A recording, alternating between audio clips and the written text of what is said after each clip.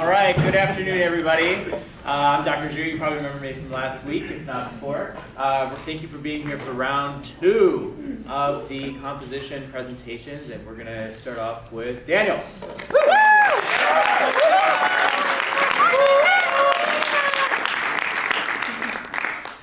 All right, hello everyone. Yes, my name is Daniel Molina, and as you can see, this is my epic final composition presentation.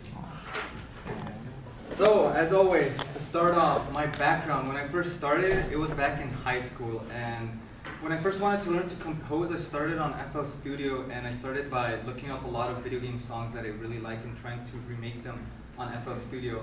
And only till a while later did I start learning piano, because I once heard that it would be good to learn an instrument to be able to compose with that instrument, and they were right, whoever told me that.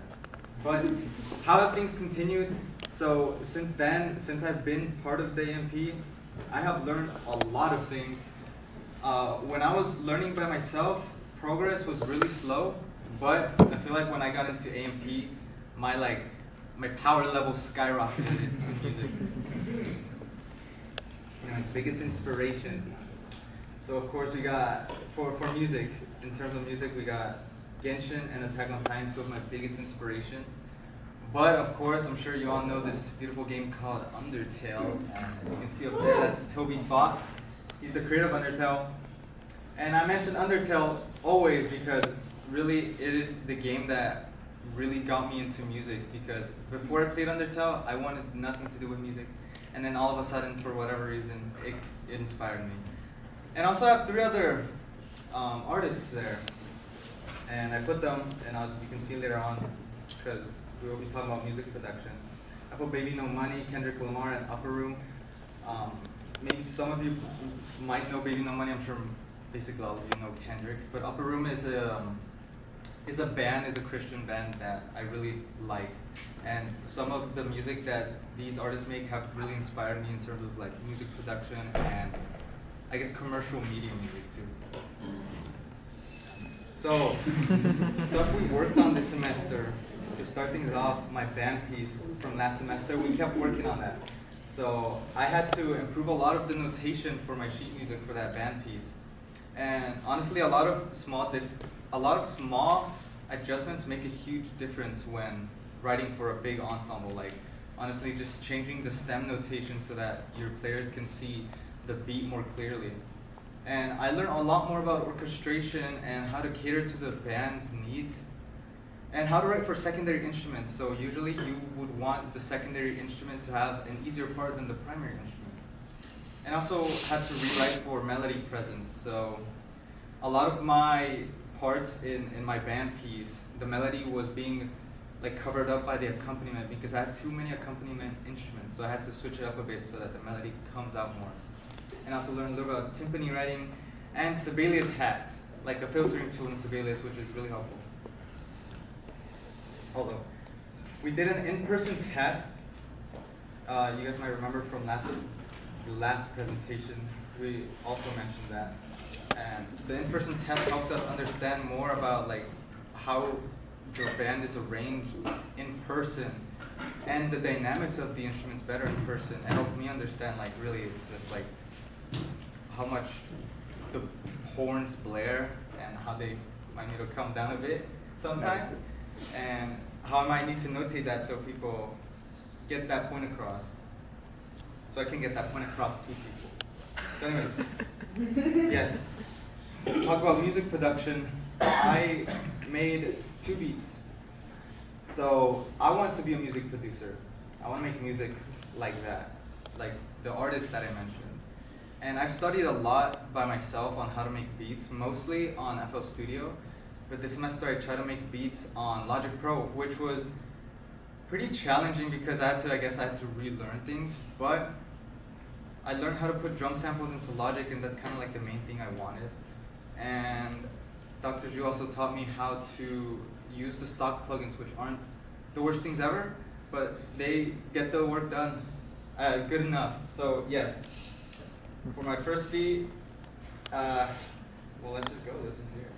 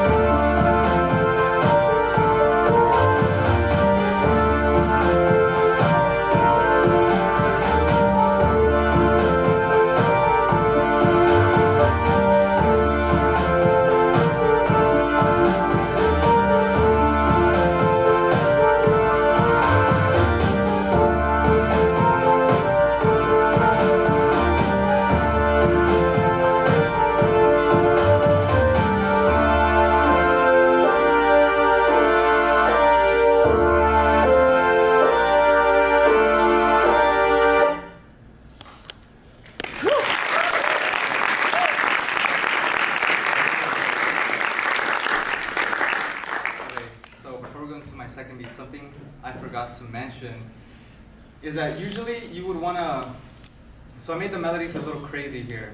Usually you would want to leave room for the vocals.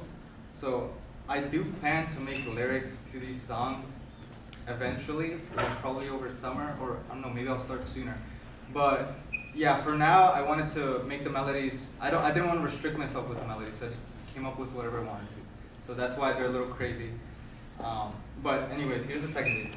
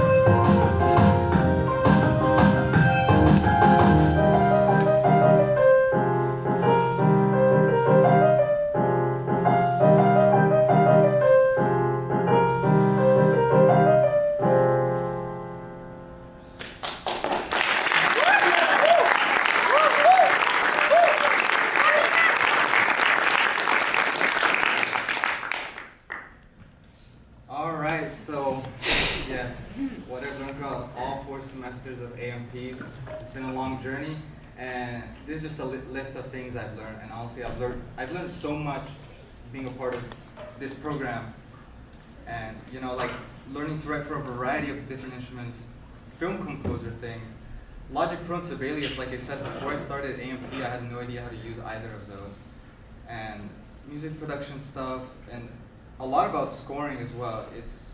I can't even describe like how much I've learned.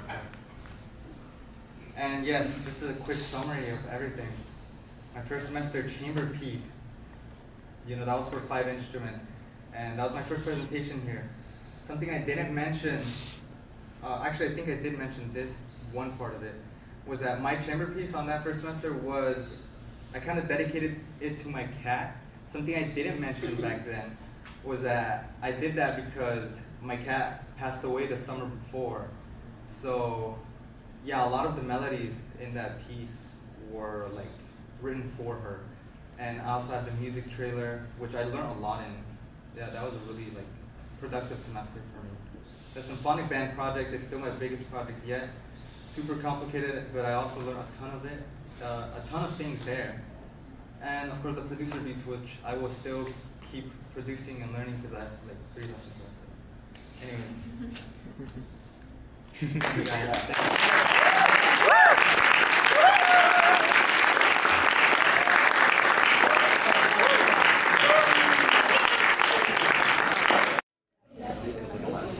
Oh, wait, this is cute.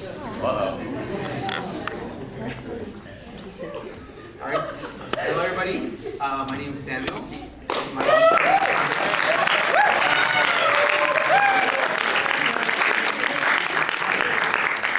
third semester in the AMP as a composer. So welcome, everybody who's returning, everybody who's new. Welcome. So first, I usually start this spiel by just talking about me, my musical journey. I actually started music in elementary school with school choir. It was kind of a way to get out of class for about an hour every day. So it was a lot of fun.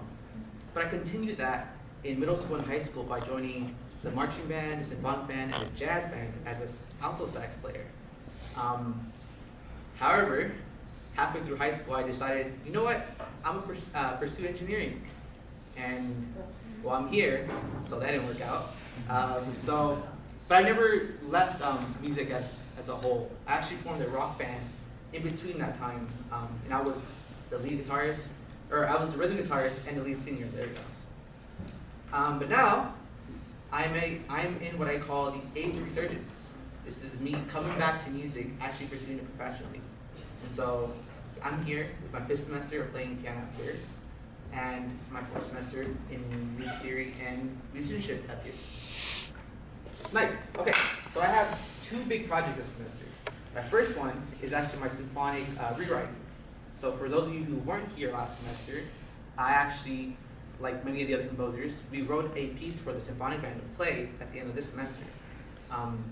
However, even though I had it written, we never had like an actual instrumentation of who was going to be in symphonic for the semester. So this semester we took the time to actually get it right, to get the instrumentation, to rewrite it for the players, and to make it like all fun enough. And of course, my genius writing what genius is, like I even said. Okay, so this is for those of you who weren't here last semester. Just a quick run through of the Dark Forest. It's my genius Fall 2025 symphonic composition. It's the 2nd movement in a 7-movement suite, right? 7-movement suite for symphonic band that the other composers in my composed, and it's very much inspired by Japanese RPG games. So the story is you have a person who's going into the forest, fights a boss, comes out. Just a quick run. But yeah, okay. So let's talk about what's new this semester. So we had the actual instrumentation, and there was a lot more players than I initially wrote for. So there were some key goals that I wanted to do when we were writing. One, I need to have more instruments. I need to have more instruments that also play around 2/3 of the time. I needed to make the parts accessible from a wide skill level. And I also didn't want to make anything where the players play anything super boring.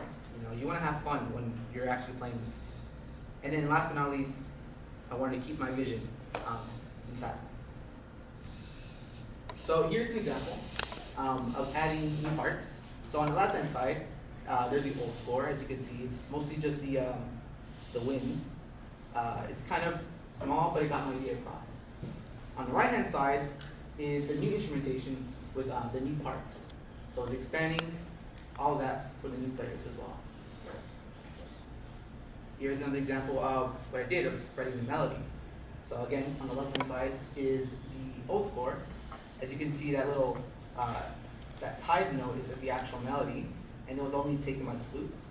But in the new score, I actually expanded that to the clarinet as well.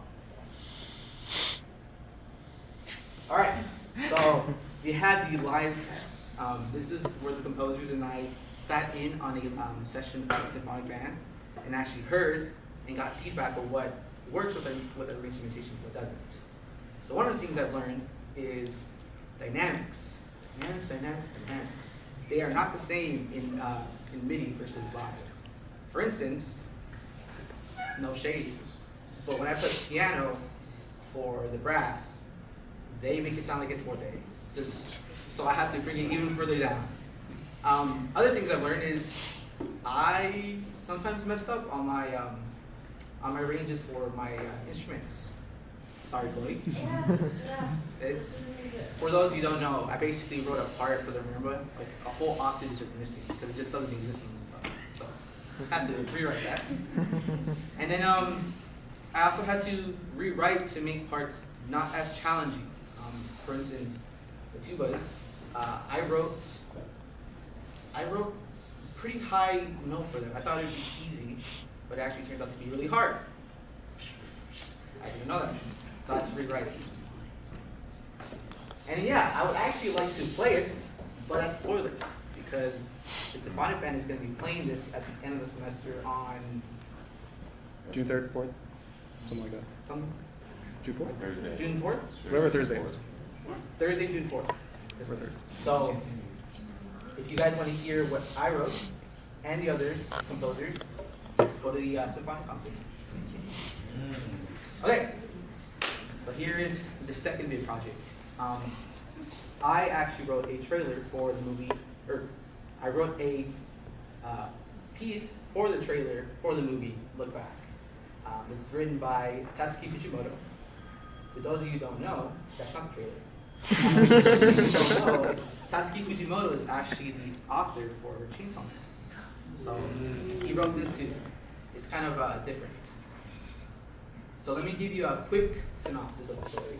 Basically, we have our main character, Fujino, who's an aspiring manga author, and she teams up with Kyomoto, who's like this really good artist, and they band together to basically write and release manga. And it goes through the whole process of that creation of the manga, what happens after they publish, and then I'm not going to spoil anything, but what happens when they break up, essentially. So that's Look Back. So why did I choose Look Back? Why did I choose a Japanese film to compose a trailer for? So my ultimate dream as a composer is to actually compose for Japanese media, you know, anime or weird ads or like Japanese artists and that kind of thing. That's the big dream. I also chose this because I felt like this movie spoke to me. I felt like this movie was very much about why do we create art and who do we create art for? And after watching that, it really resonated with me, and I decided, you know what, this is the movie I really want to write a piece for. And then the hot take, there's this scene in Japanese media where to make something feel epic, they play the opening theme on like fight scenes or in the trailer. I don't like that. I think that's kind of lame. I'm just gonna say it. I think it's kind of lame. I know people like it so much. Hot take, it's lame. So I thought I could do better, and that's why I chose this as well. So, influences on this piece.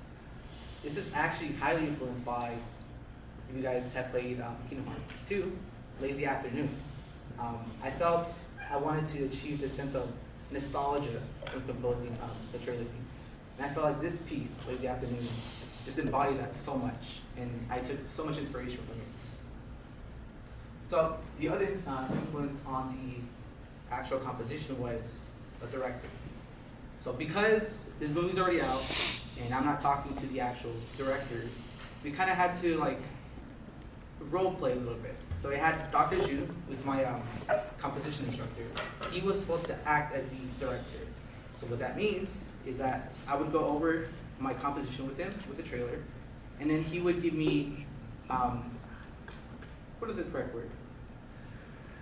Notes, let's just say, on what I needed to do and what I needed to change from the perspective of somebody who's not musically trained. The best example is I had this, at the end of the session, I had this whole string playing a chord. And he would just sit there and be like, there's too many notes here. And so I had to interpret that and be like, okay, what does that mean? What do I have to do? What do I have to change? And so it's very interesting because I gotta essentially translate in real time what am I gonna do. So it's really cool. So with it being a Japanese film, there are some issues in terms of getting the actual audio without any of the original music. Japanese companies are very stingy on how they treat copyright. They're very, very strict. So a whole new process of writing this trailer was actually separating the original music and the dialogue from the original trailer. And oh my gosh, it was so hard, to be honest. Because we tried the Logic stem separation. That was cool. It didn't really work. So we had to try something else. We looked for third parties. We were like, okay, let's put it in. Same issue, didn't really work. We were like, oh, what if we take the Logic stem separation and then put it again?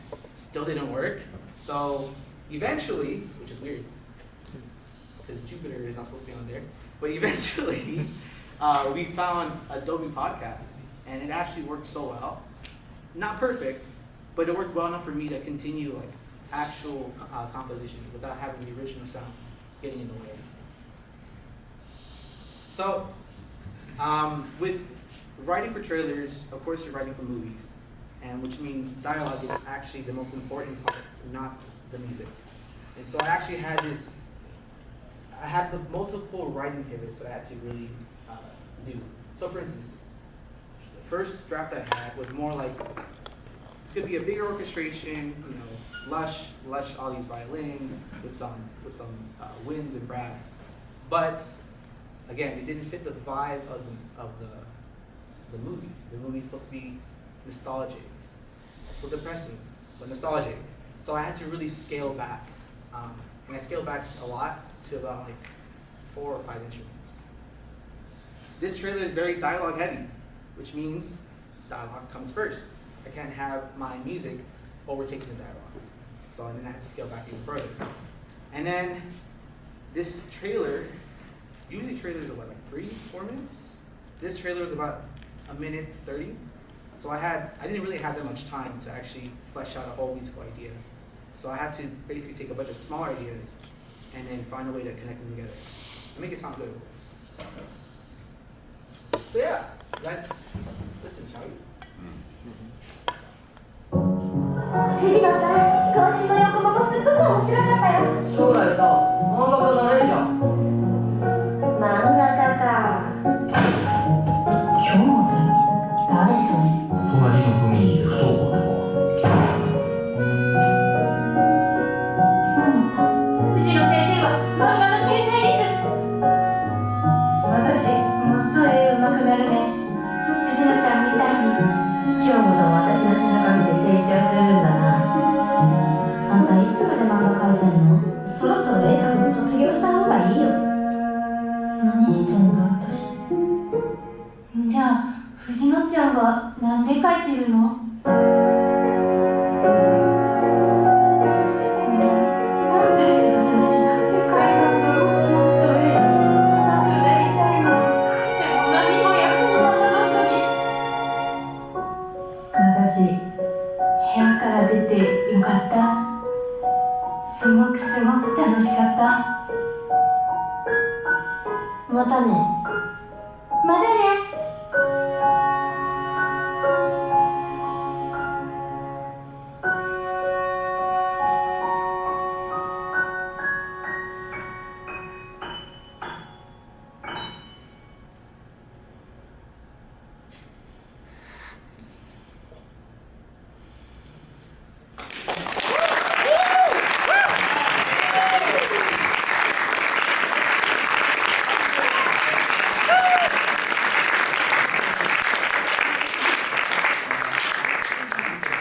Thank you.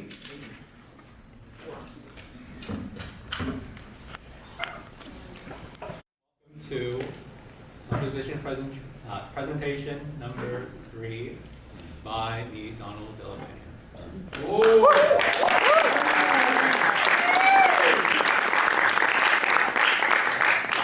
About myself, before AMP, I first learned to read and play music back in my middle school orchestra. And then I played for a couple years until high school, where I took a break for a little bit, and then I got back into it in my senior year. And in between those years where I didn't play, I took AP Music Theory, I took a music tech class, and I also took a guitar class for a year. And now during AMP, I am currently in Musicianship Theory 4.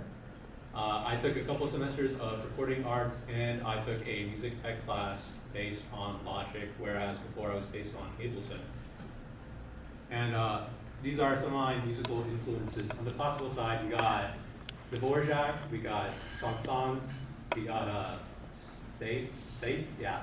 For commercial music, we got A Tribe Called Quest, Steely Dan, and Otto. And then for a couple of media pieces that I enjoy, there's Kirby, there's Lupin the Third, and then there's Guilty Gear. So last semester, a main focal point of our lessons was a band piece that the Symphonic Command is going to play at the concert coming up in June 4th is what I heard. So the conception of it was we were assigned the video game regions, where I got the third movement. I'm not really sure what my movement was based upon. There was something about monkeys, I guess. Maybe it was like a jungle or something, but yeah. The conception was, for me at least, it was mostly, So the story is you're a hero, you're going to the jungle, and then there's a bunch of monkeys, they're just like bothering you. They're making you like play with them, I guess. Yeah. So it's called monkey business because what the horse considers play, the monkey considers business. So, it was inspired mainly by Donkey Kong music and Yuji Ono, who was the main composer for the Lupin the Third series.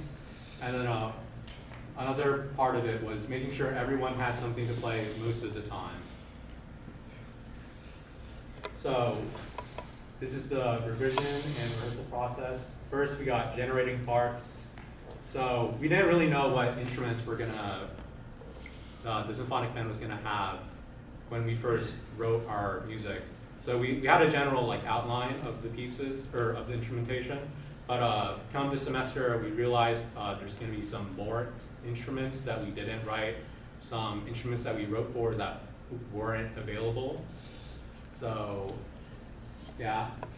So attending rehearsal. So like Sam and other composers that were there, like Angela, but Angela's always there. But attending rehearsal. So we listened to the band and to see like what we need to work on with our score, like how loud something was in the MIDI or compared to the actual band.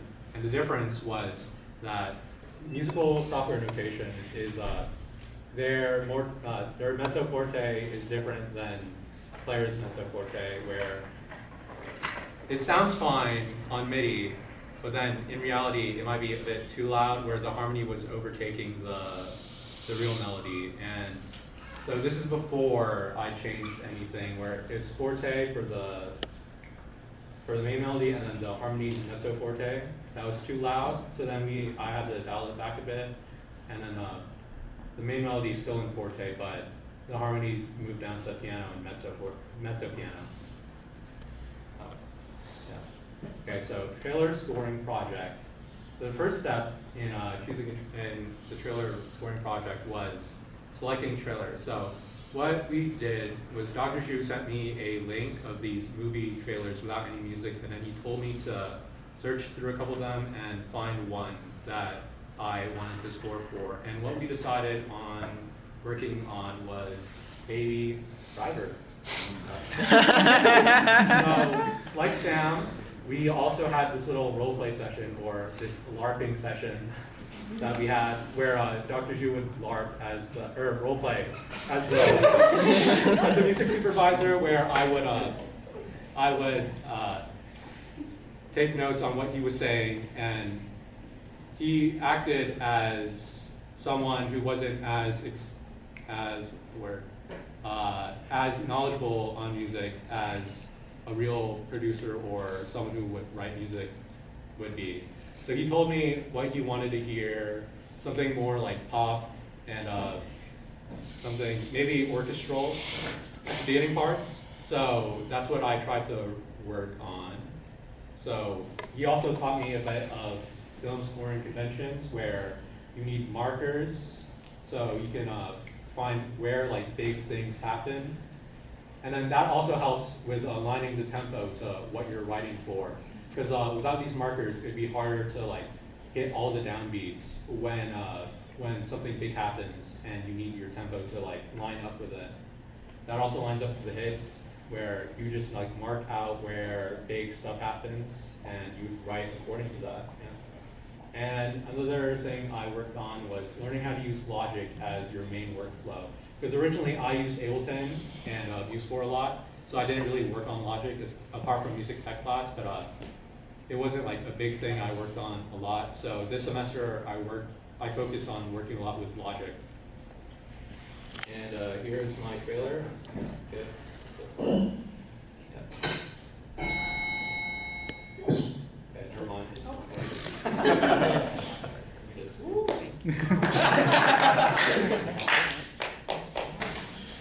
Good job.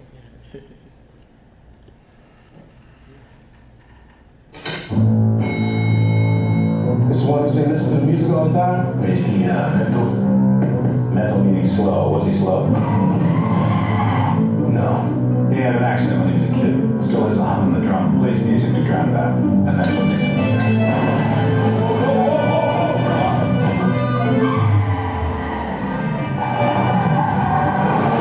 one more job and I'm done. One more job and we're straight. No, I think I need to give you the six all after this thing. I don't know how to break your legs. Because you already know that now. Yeah. The moment you catch yours is the moment you catch a boat. Your waitress girlfriend.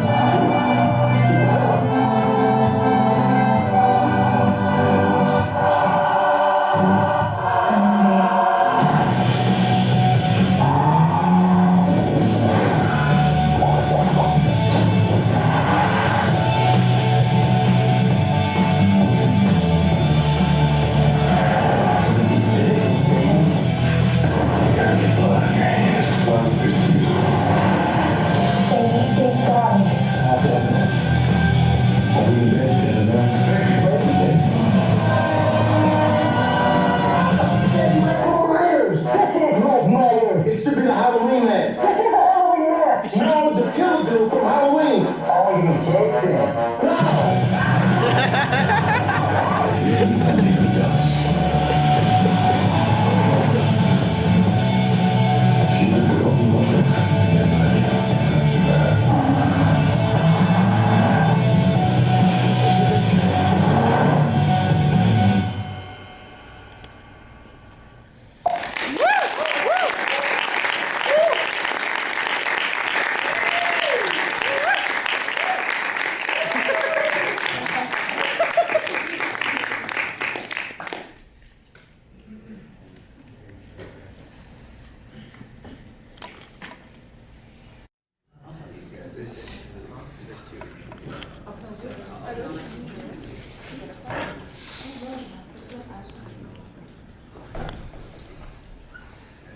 Hello, my name is Colin Bellotti. I'm a composer in the program, and I thought today I would present the two pieces that I actually auditioned to get into the applied music program with, and sort of show the evolution of those pieces through the years. So I got in at winter 2023, just for the timeline's sake. But the two pieces I'll be showing today are, they're two films. One's called We Don't Live Here Anymore, and the second is called Summer Days Lost. Both of these, when I was just auditioning to get into the program, were skeletal, bare bone piano pieces. There really wasn't much there yet other than the structure. So this is my inspiration for We Don't Live Here Anymore. This is a picture I took back in January of 2022 from outside my apartment. This was just a seemingly homeless or otherwise mentally unstable person off to the side of the road, dressed in a blue sheet entirely. And there's something stark about the image. Just people were continually crossing paths with him, but not really acknowledging him. And I thought that was like this funny, sort of absurdist and comedic thing. So I wanted to capture that in my movie, in my film. And that was kind of the guiding principle behind everything that I shot. So I ended up filming in fall of 2022, I think. I filmed with a friend who helped me with the other film you'll see as well. He really puts up with a lot from me, so I'm very happy with that. Thank you to him. I edited it back in 2022, and it kind of just sat on my hard drive for years until spring of 2025. This art collective in Torrance wanted to use it for sort of a performance, but they wanted a score behind it, and I was on a very tight schedule. So I ended up using the score for one of the pieces I auditioned to get in with. This is called N times Finger Exercise. The notation, this is the notation I used, or I wrote initially. It's very not good. I really wouldn't pay too much attention to it. It was my first time. I hadn't notated or done anything. But I essentially used this main riff from a song. Let's see.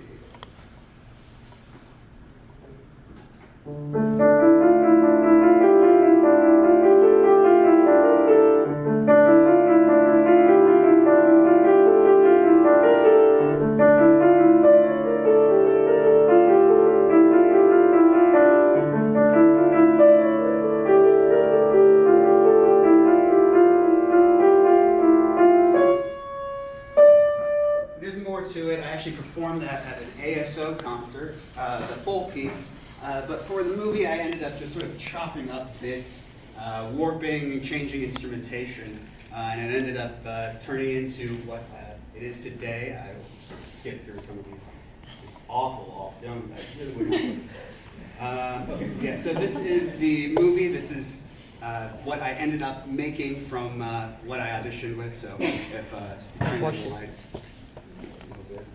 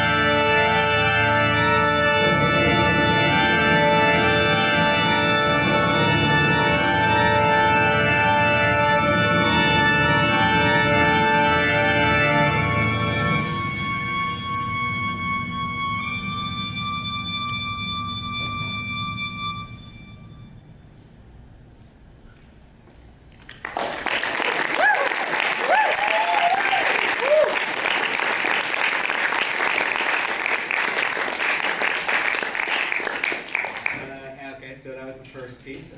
So this is the second one. I will try to keep this short. I know we don't have a ton of time. But essentially, for Summer Days Lost, kind of the inspiration behind this one Again, I was working on it in probably 2023, something like that, and my sister, who lives very far away, was graduating high school, and it was a sort of transformative time, I'm sure as all of you know, from moving outside of childhood and sort of being put into a position of adulthood, and I kind of wanted to write her a song that reminded her to keep there's a lot of things in adulthood that just seem to, or a lot of things in childhood that seem to go by the wayside, I guess, once you become an adult. And I wanted her to sort of keep hold onto some of those things.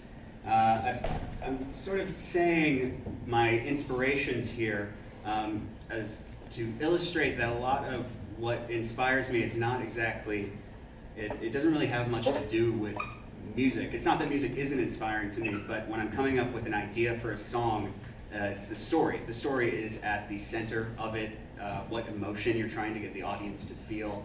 And music, like what we're learning in music theory and musicianship, there are tools that can help you in that regard, but there are so many songs that are only 4 chords and do an incredible job of conveying an emotion. And then there are songs that, will go on for 20 minutes and they're complex, and you need some sort of degree in order to fully understand the notation and all that sort of stuff, but they ultimately just end up, in my view, sort of serving, and this isn't the case all the time, but for some pieces they end up serving as auditory wallpaper, and there's not really that connection there from the composer to the art.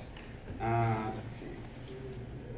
Okay, so yeah, this is the notation. Again, not great. This is what I submitted.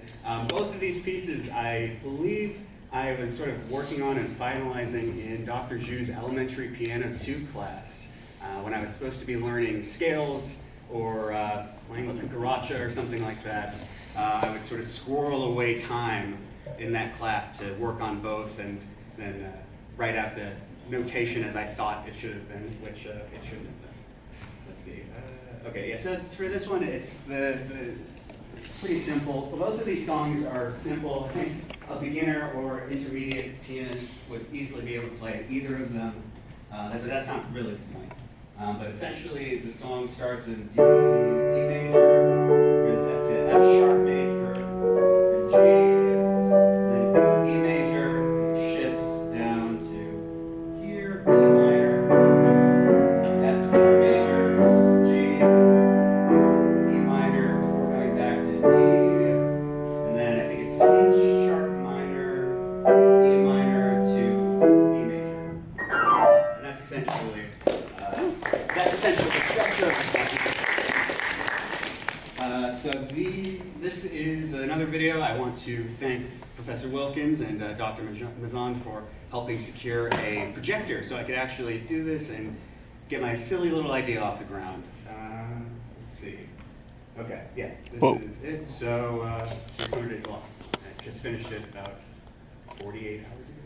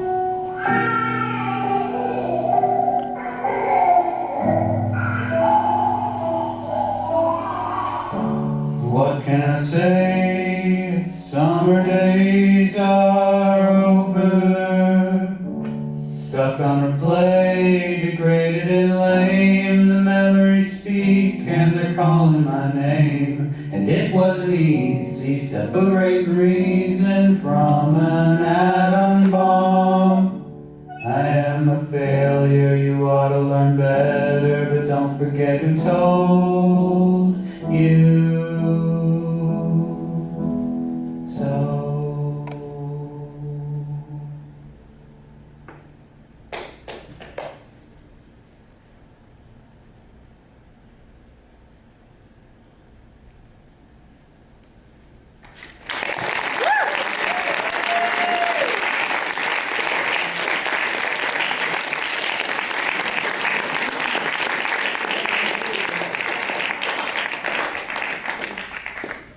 Thank you.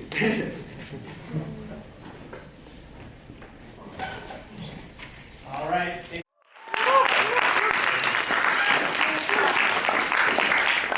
would take us a couple minutes if we had questions for your composers. Any questions? Questions? Yeah, Cliff? What's the name of the wizard on the right? Colin. Colin. Colin. Oh, dude, like, what's your biggest inspiration for summer days? It sounded like something that I would picture would fit right in with OK Computer. Oh, thank you. You mean musically? Yeah. I think when I was recording, Brian Wilson from the Beach Boys had just died, and there's this song.